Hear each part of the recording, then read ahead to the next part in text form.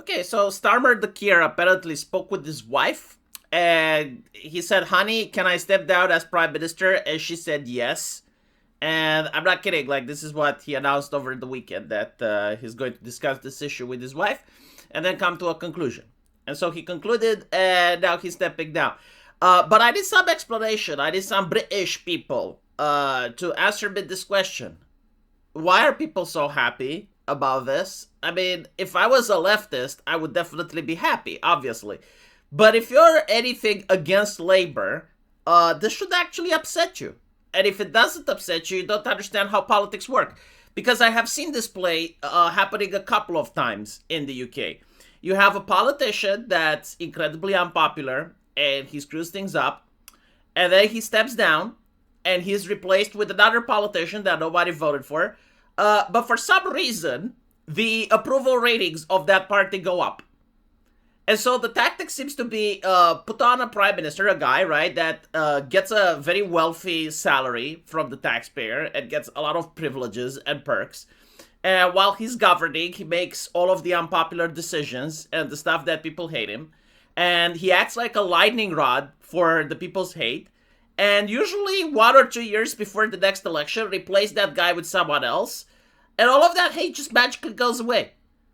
And I'm surprised that the British people haven't noticed this tactic, because it has happened a couple of times by now. And it works, right? And so this is why I find it fascinating. Now, regarding Kier Starmer, well, I mean, there is a reason people hate him. I wouldn't say that it's just him. I would think that is the entire policy of the left in the UK. The first reason that people hate him is the green madness that got the United Kingdom energy poverty. Like, I'm talking with people from Britain and they tell me the electricity prices, and it's a horror story. It's absolutely horrifying. And when I went to the UK as well, like, I went to London and I got this culture shock as an Eastern European, because everywhere it's the climate cold. Everywhere you look. I mean, you go into a steakhouse in order to order some steak, and literally, like, the first pages of the menu are the vegan menu.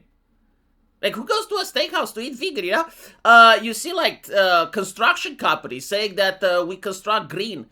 You see hotels telling you to unplug any electric devices because they consume energy and they destroy the planet. I went to a mall in London, and the elevator was basically stopped, saying that they're conserving energy for the planet. Now, listen, I understand that most of them were probably like pragmatic economic decisions, but it's all in order to suck to this climate cult and advertise the climate hysteria. The immigration as well, right? Like, how many immigrants actually assimilate? And it's not only that, it's not just the immigration, it's the package of hate speech laws and the constraint on civil rights that are coming with the diversity attached. I mean, British people today, can you say that you're just as free to express yourself and to talk and to protest and to have, opinions in public like your grandparents did? You know, like, generally be honest. Like, has things gotten better or worse? And as the future is going to come along, is it going to get better or worse? Right? Like, at what point can you not make an audit and conclude it's like, hold on a little bit, like, I think I have actually less rights than my grandparents. Like, why is this happening? And will I have, like, will my children have more or less rights than me if things keep going? And it's also like the unpopular decisions that he is making. Not necessarily like left-leaning stuff, but like stuff that gets pushed back by the public and he just doesn't care. Like, for example, the whole internet shit show, right? It is interesting that Australia, Canada, the United Kingdom, and 13 other countries in total are making literally the exact same decisions regarding the internet. They have the exact same talking points. They have the exact same speeches, and they offer only one solution, right? Which seems to lead to digital ID.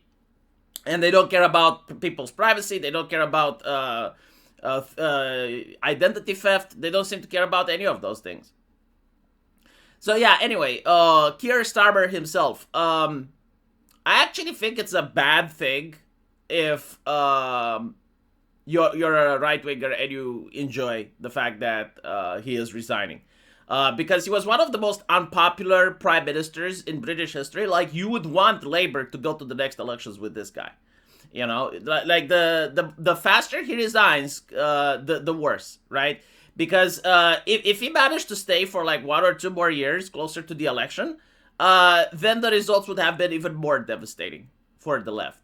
Now the left has a culture like they're not going to go away in Britain because it's a multi-party system, and a lot of the leftists they managed to flee to the Greens, and they managed to flee to the Lib Dems, and so I do expect that the next time the left is going to win, it's going to be with the Green Party, right? Unless the Green Party manages to fuck it up to a monumental level, um, they are going to win elections. What I also notice is that the United Kingdom, the more poor it becomes, the more low trust of a society it becomes, the more it starts to look like the Eastern European political system. And basically, like what the Eastern political European political system is, like you have more parties, right? You get like 4 or 5 different parties. But before elections, you will see politicians that flee from one party to another.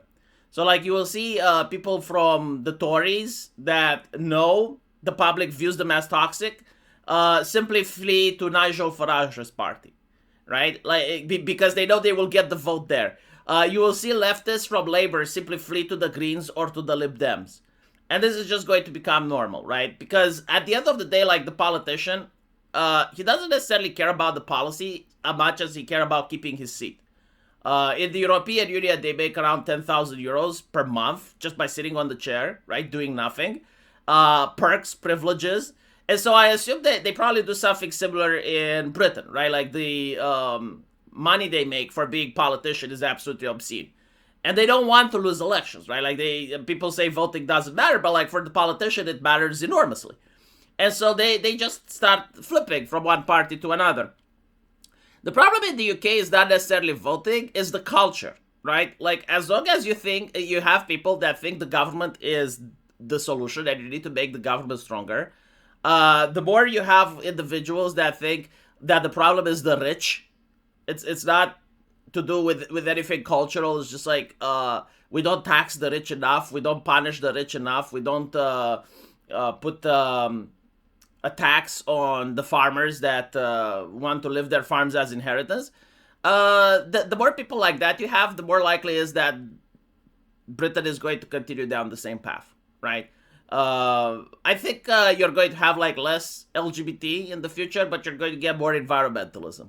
And you're going to get still the same bullshit with the immigration and more censorship. Because, again, if you watch the recent events in Britain, what the politicians are concluding isn't that the Belfast riots happened because of mismanagement from the government regarding immigration. They believe it happened because people videotaped it and shared it with each other, right?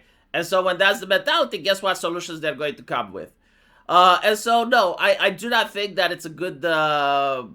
I mean, it's not like the end of the world either, but it's not a good thing that Kier Starmer has stepped down, especially because he's going to be replaced by another person from Labour, right? And people from Labour, they have the same policy. Like, you're not going to get another Labour guy that's having more reasonable takes, right? You're probably going to get someone that tries to maintain the ship until the next elections. And so, it is what it is. Let me know what you guys think, and as usual, we'll see each other in the comment section. Take care.